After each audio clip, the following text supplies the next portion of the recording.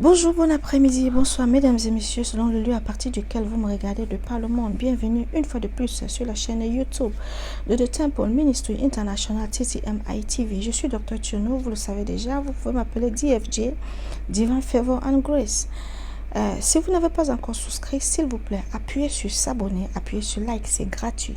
Mais ton avantage de souscrire, c'est qu'à chaque fois qu'il y a un nouveau post ou une nouvelle vidéo, tu seras automatiquement notifié. Aujourd'hui, une fois de plus, nous allons parler des secrets pour chasser la pauvreté de notre vie. Mais nous allons être particulièrement concentrés sur les conséquences que peuvent avoir l'enfant de Dieu qui ne s'aime pas pour l'avancement de l'œuvre de Dieu. Mais avant de parler des conséquences, je voudrais faire une précision selon laquelle l'intendance financière est l'unique plateforme qui permet à Dieu de susciter les géants financiers dans le royaume de Dieu. En d'autres termes, ta façon de servir Dieu avec des ressources financières telles que nous avons expliquées dans les anciens postes est l'unique façon par laquelle Dieu peut t'élever et te faire réaliser des exploits financiers dans l'activité que tu mènes au quotidien en tant qu'un enfant de Dieu. Pourquoi? Parce que quand tu sèmes, quand tu es un donneur pour l'avancement de l'œuvre de Dieu tel que nous avons expliqué dans les anciens postes, un Dieu ouvre les écluses des cieux sur tes finances. 2, il menace le dévoreur sur tes finances. 3, il déverse sur toi la pluie abondante de bénédictions financières. 4, il bénit l'œuvre de tes mains. Tu as la faveur financière. Maintenant, quelles sont les conséquences quand tu ne sèmes pas? Première conséquence, nous allons le lire dans Ag 1, verset 6. Il dit, vous semez beaucoup et vous ne recueillez pas. Vous mangez et vous n'êtes pas rassasiés.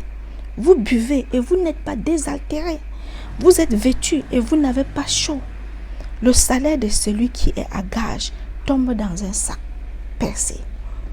Quand tu ne sèmes pas pour l'avancement de l'œuvre de Dieu, tout ce que tu reçois dans ton activité au quotidien ne reste pas dans ta poche.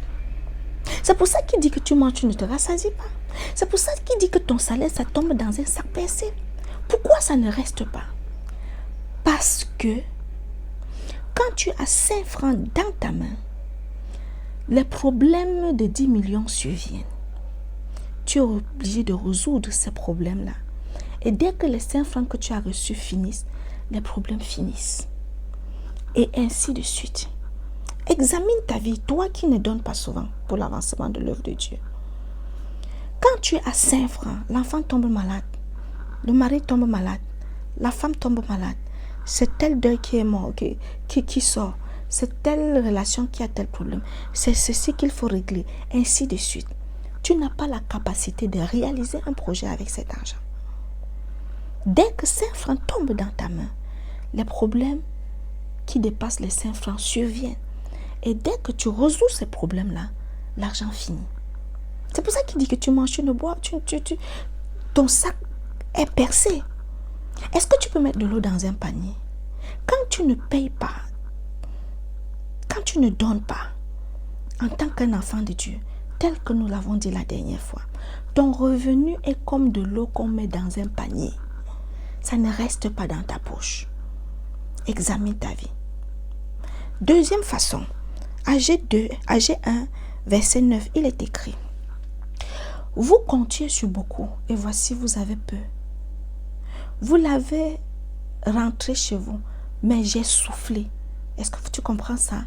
Tu es venu chez toi, tu as quand même eu la capacité d'avoir ce revenu-là. Tu es entré à la maison, j'ai soufflé. Les problèmes de gauche à droite, le revenu avec lequel tu es entré à la maison, tu ne peux pas dormir 2 jours avec, tu ne peux pas réaliser un projet avec, parce que Dieu a soufflé là-dessus. Il dit, j'ai soufflé là-dessus.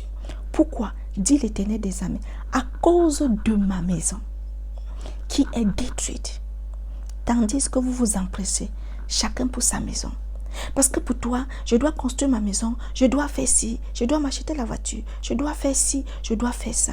Avant que tu ne reçoives ton salaire, avant que tu ne reçoives ton bénéfice, si tu es un homme ou une femme d'affaires, tu as déjà fait les projets. Et parmi les projets-là, tu n'as pas mis Dieu au devant. Nous avons dit il est écrit dans Matthieu 6, verset 33, recherche premièrement le royaume des cieux. Même avec tes finances, Dieu doit avoir la première place dans tout ce que tu fais. Quand tu reçois ton bénéfice dans cette activité que tu mènes, la première partie que tu dois mettre en retrait, c'est ce qui va à Dieu. Dieu doit avoir la première place dans tout ce que tu fais dans ta vie. Quand tu reçois ton salaire, avant de faire des projets sur ce salaire-là, retire d'abord la dîme, tu mets de côté. Dieu doit avoir la première place dans tout ce que tu fais dans ta vie. La première place. Il dit que tu reçois de l'argent, tu viens avec ton revenu à la maison, il souffle là-dessus. Mesdames et messieurs, on paye la dîme tant à Dieu qu'au diable. Si tu ne payes pas la dîme à Dieu, tu vas le payer au diable. Quand il souffle dessus, quand ces problèmes surgissent de gauche à droite, c'est quoi? C'est la dîme que tu es en train de payer au diable. Et c'est ça qu'on appelle le dévoreur. C'est ça qu'on appelle le dévoreur. Continuons. Au verset 9, Agé 1, verset 9, il dit, j'ai appelé la sécheresse sur le pays.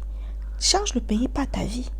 Change le pays, pas ton activité que tu mènes. Si tu es un homme d'affaires, pas ton emploi, si tu es un employé de bureau.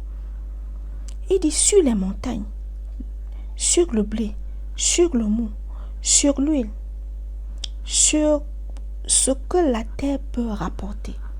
Est-ce que tu comprends ça? Il dit qu'il a appelé la sécheresse. C'est pour ça que tu es un enfant de Dieu, tu travailles dans une entreprise. Chaque année, on promeut les gens, mais toi, tu es toujours au même poste. Qu'est-ce que tu fais de ton salaire? Est-ce que tu payes la dîme? Est-ce que tu donnes les offrandes sacrificielles? Toi, tu es un homme d'affaires, tu es un enfant de Dieu. Pendant que tes collègues évoluent dans le secteur d'activité, tu es toujours sur place. Tous les jours, tu te plains. Tous les jours, il y a les coups bas de gauche à droite. Il y a toujours quelque chose qui t'empêche d'avancer. Pose-toi la question, est-ce que tu respectes ta dîme? Est-ce que tu recherches premièrement le royaume des cieux avec ce qu'il te donne? Si tu le fais, il n'y a rien qui puisse t'empêcher d'avancer.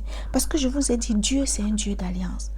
Et l'alliance, en tant qu'un enfant de Dieu, pour ta prospérité financière, c'est l'alliance du donner et du recevoir. Genèse 8, verset 22. Aussi longtemps que la terre existe, les semailles et la moisson ne cesseront jamais. Ce que tu sèmes, c'est ce que tu récoltes. Tu ne peux pas s'aimer et tu ne récoltes pas. Impossible. Le Dieu que nous servons, c'est un Dieu qui obéit et qui respecte sa part de contrat. Il respecte toujours sa part de contrat. Est-ce que c'est ce que tu fais? Si tu ne payes pas la dîme à Dieu, tu vas payer la dîme au diable. Et la façon de payer la dîme au diable, c'est ces multiples problèmes qui surgissent quand tu as l'argent dans ta main. Ta façon de payer la dîme au diable, c'est cette stagnation que tu expérimentes dans ton emploi. C'est ta façon de payer. Parce que si tu payes ta dîme régulièrement, Dieu va te catapulter. C'est ce qu'il te promet. Et il le fait toujours.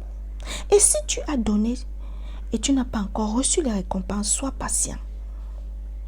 Parce que la semence ou encore le palmier à huile, la récolte du palmier à huile, le temps que tu mets pour récolter le palmier à huile n'est pas le même temps que tu mets pour récolter un maïs, n'est-ce pas?